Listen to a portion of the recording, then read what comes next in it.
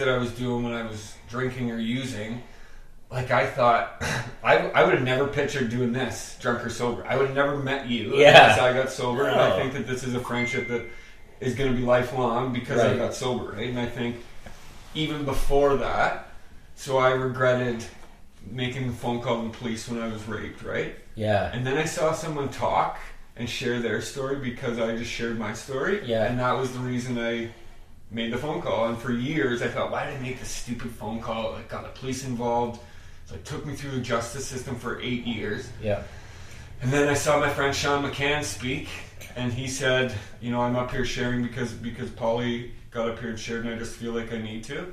Wow. That right there is the reason I made that phone call. So like the reason I got sober is maybe for someone watching, sure, so that they can see, fuck, there's this guy who used to live in his car, jam needles in his arms, and he's 3 years sober. Like if I can do it, anyone can. Yeah. And that's it. Like I was as sick as they come, and I needed support, and I think that was a huge thing. I needed someone to love me because I wasn't very lovable, or I didn't love myself very much. And sure. I needed someone that was some acceptance. Some acceptance for sure. What do you think, Scott? Like you've had some experience with going to rehab as well. So what advice would you give to anyone that's struggling right now?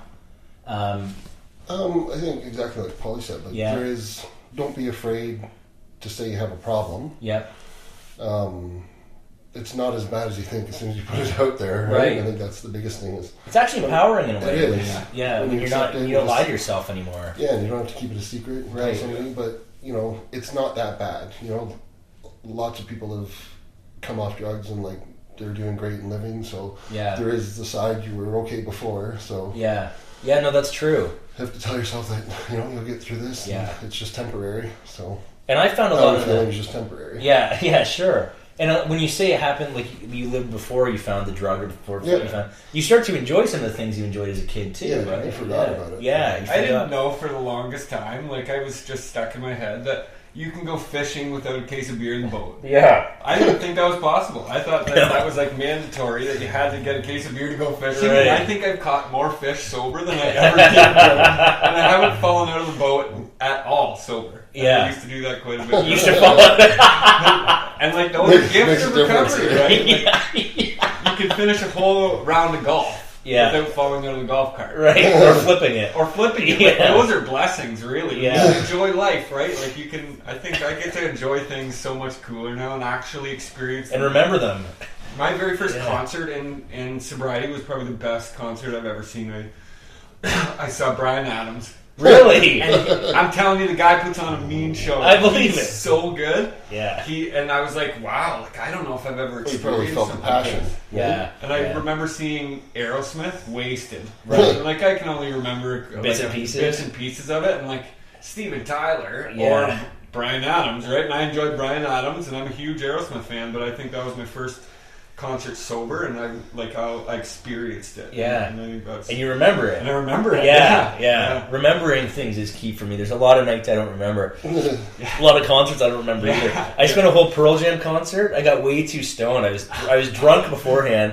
I spent an entire Pearl Jam concert no way! Sitting in my seat just like that. I couldn't move. I was comatose. They're great. I saw them sober. They're great sober. I'll have to go see them sober. You'll have to. Be like a whole new experience. I've never seen these guys before. Yeah. So I hope that helped people that are watching. If you're dealing with stigma, addiction of any sort, and suicide as well, if you're coping with the loss of losing someone. But now we'll get into our week. It's technically week 2 from the material. So we're going to talk about panic attacks this evening. So if you guys were with us last week, you'll know that we talked about the anxiety and depression and stress as well. And we talked about common causes, symptoms, and fears. So let's just go over what anxiety is again. So anxiety is defined as a painful uneasiness of mind accompanied by body symptoms such as heart palpitations, dizziness, feelings that take you out of reality, often about anticipation of some unrealistic ill, something that we think is going to happen. And a lot of people don't feel they've ever had a panic attack, but we're going to get into it anyways. And some of the causes that will help you feel even more anxious are excess caffeine. Overdoing coffee or anything high in caffeine may trigger panic attacks, as well as high sugar content. Yeah. Yeah. So So anyways, if you want to learn more about anxiety and depression and the symptoms, the fears, and all that stuff, you just have to tune into last week's Soulfire Sunday, which is on our YouTube channel. If you can't find it on the Facebook page, I think it's still pinned at the top. So now let's go through what happens to your body during a panic attack. So first of all, have you guys ever had a panic attack? I have them weekly. Really? Yeah. Still? Oh yeah. Really? So this will help you? It will, yeah. Good. Yeah. What do you have panic attacks about? The what if thinking. What if thinking? Yeah, I'm like so fearful of the unknown that I can like conjure up something in my head that's gonna happen and it never ends up happening, right? Or I think the worst of something and that'll get me going. Like Friday night, I woke up at 3 a.m. from a nightmare, and I still struggle with nightmares like weekly. Right. And I woke up at 3 a.m. and I was like judging myself, and I hate that I judge myself. I'm a 32-year-old man who still has nightmares, and I couldn't go back to sleep. Like I just couldn't get back to sleep at all. Really? I had to go for a walk, like get out of my apartment at 4 a.m. People probably thought I was coming home from the bar. Probably, yeah. And I just went for a walk, and I probably put in like 7 kilometers just to calm myself down. And like I always say like stay grateful, stay grateful, stay grateful, and that's how I kind of got out of it. It lasted a long time, but I came back home and I couldn't get back to sleep. Yeah, we got the blood flowing then. Got the blood flowing, and like just tried to stay grateful and like just have a mantra in my head that like I'm walking on this sidewalk with my shoes and my clothes on. Yeah, you got clothes and I got clothes and I got shoes. Yeah. I have an apartment. I'm just walking away from it and I'm coming back to it. Yeah. So like I just have to stay grateful and. They're not the best thing I think about panic attacks is like that I read here is no one's ever died from a panic attack. Yeah, that's key. So before we even get into this, if you start getting sometimes talking about anxiety and admitting that you get these feelings can trigger panic and feelings of panic. Just know that that's okay. That's totally normal to talk about these when you talk about anxiety and depression to start feeling the anxiety a little bit. But no one has ever died from a panic attack, and it's very similar. I thought to myself. A lot of people cope with panic attacks by like smoking weed or whatever, and no one's ever really died from overdosing on weed. But no one's also died from a panic attack, so you don't even need that weed. You just have to learn how to deal. So, have you ever had a panic attack, Scott? I've had a couple in my life. Yeah. Well, I guess more. The first time I experienced it was after I was arrested and I was sent back to my parents' that'll house. do it. And I was on house arrest and stuff, but like just. Plus, because I was going through like rehab and withdrawals, well, not withdrawals then, but rehab and dealing with the addiction part of it. Like my brain at nighttime when I go to sleep, because I have a lot of sleeping disorders. Yeah. And then I just start thinking about it and like thinking about the police and like I'd have like dreams and nightmares waking up from it and like thoughts in my mind and that. So kind of similar. You guys are kind of similar in that sense. Yeah. Interesting. Sleep sucks. Yeah, I know. I miss it. I miss sleep. And I seen a meme on Facebook. I just gotta tell you. Yeah, go ahead. It's an ultrasound picture. Yeah. And on the bottom it said, "The last night I had a good sleep." And I thought that's me. Like, yeah, I know. Yeah. I think sleep is huge for a lot of people with mental illness as well, or just anxiety, depression as well. Every night before going to bed. Yeah, and that's funny because I get it too. I get it before bed and when I wake up in the morning usually, thinking about the day ahead. Mine's just like if I'm going to have a good night's sleep because I have such sleep disorders, right? And, like, sleep apnea, and like I'm always tired all the time. And so then I get anxiety about that, and like I want to have such a good sleep, then I work myself up, and it's like. Do you ever when you can't sleep look at the clock and be like, okay, well if I get to sleep now and I get up at this time, at least I will have had 6 hours sleep. Or like but you have to fall asleep that. Yeah, exactly. Yeah. No, I know. Sleep is a big one. I understand that completely. And I remember the first panic. Actually, I think I've had them when I was younger as well. But the one I remember vividly, I was up in Sault Ste. Marie in the pilot training program. And I was sitting there in physics class, and all of a sudden I started sort of feeling like lightheaded. Like it kind of was like feelings of gonna throw up, but a real big feeling of having to like run out of the room. Okay. Heart started pounding. Yeah, started sweating. And I remember looking and thinking, like, oh, fuck, I'm going to throw up in front of these people.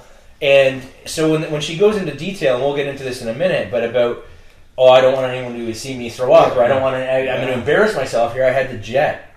You get anxiety about having anxiety? Exactly. Yeah. That's real. That shit's real. That is real. So let's talk about what happens to our bodies during a panic attack. So for those of you that are watching, or will watch, what really happens, it's really key to understand what's going on in your body. and being able to sense those signs so that you can turn the panic attack around. I think there's very fine lines between like an anxiety attack and panic attack. Like, right. I guess it's just the degree. I guess they could be considered the same. Yeah, I mean, I think there's it's similar like feelings and similar. It's basically whatever you call it. Like you can call a panic attack an anxiety attack. Okay. But the anxiety, you can have chronic anxiety that like starts building into a full blown panic attack. So I mean, panic, I would say, if you had to choose, I kind of think of them as the same things, but I would say panic is the worst case scenario. Anxiety might be, you might be able to calm yourself down without having to leave the room and make a scene. Okay. So anyways, there's going to be a high release of adrenaline, and there's a historical reason for this, and it's to maximize our chances of survival. You have to remember our mind, our brain is a prehistoric device here, right? So, yeah, exactly, caveman brain. So we release chemicals like adrenaline in extraordinary circumstances in which our life may be in danger. The problem is, this day and age, it's not a problem, it's a good thing, but most of the time our lives are not in danger. Most of the time, the little simple stresses, we still treat them as though we are in danger. So I think the thing with adrenaline, what I wrote here, is that it's like damaging over time if you leave it untreated. Yeah. And I think that's definitely like the fight or flight thing there. Like when I feel like I'm getting anxious, like do I leave? Mm-hmm. Do I fight it? Do I just freeze? Or what? But I can't stay there. Right. You know what I mean? Yeah, you have the feeling. You're doing the right thing, though, because later on she goes, again, we're following Lucinda Bassett's program from the Midwest Center, so we're kind of going through that. We'll attach the link at the end of the video. But as Lucinda goes into saying sort of towards the end, when you start feeling them, use that adrenaline energy, and you did it. You went for a walk. Yeah. Right? I so think use those it are just to... like resources that I've learned too, right? Yeah.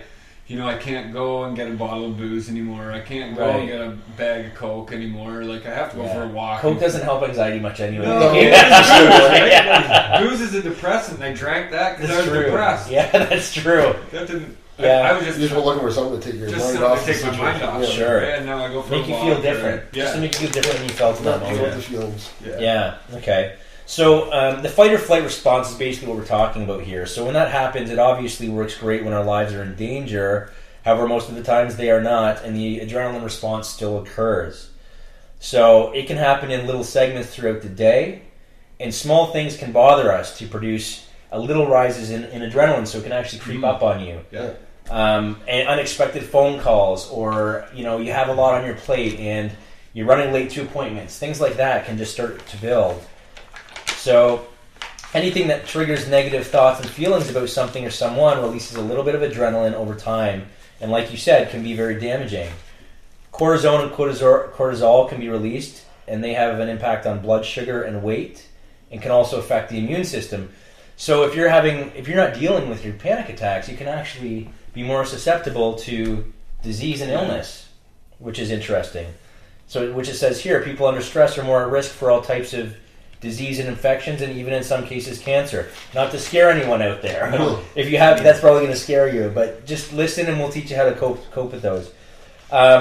So this is a response we need in a life or death situation, but it's not positive. It's not a positive response to have when you're just sitting at the office or stuck in a traffic jam or sitting at home with your family.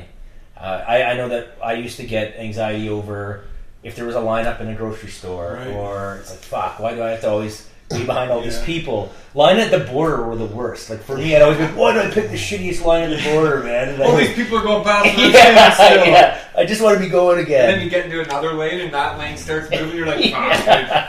Yeah. Stuck in the slow lane again. Yeah. So if you don't have full-blown panic attacks, you may just have small anxious episodes throughout the day, and the tools that we're going to go over can help. So and like Paulie's doing, you learn to use these chemicals that are being released like adrenaline for positive energy. So it can be useful before, for example, when you go on stage, a little bit of anxiety before you give your talks. Every time. Yeah, it's going to happen. Oh, yeah. But it's going to keep you on edge. It's going to be okay. I think that's one of the coolest things about when I talk in front of audiences, say like 2,000 people. spoke in front of, and I always think, like, I wonder why all these 2,000 people are here. Yeah. Like, that's my anxiety, is saying, like, yeah. Ooh, I wonder why they're here. But on the same token, I think I'm here because someone wants to hear it. Right. You know what I mean? Yeah. And my anxiety comes down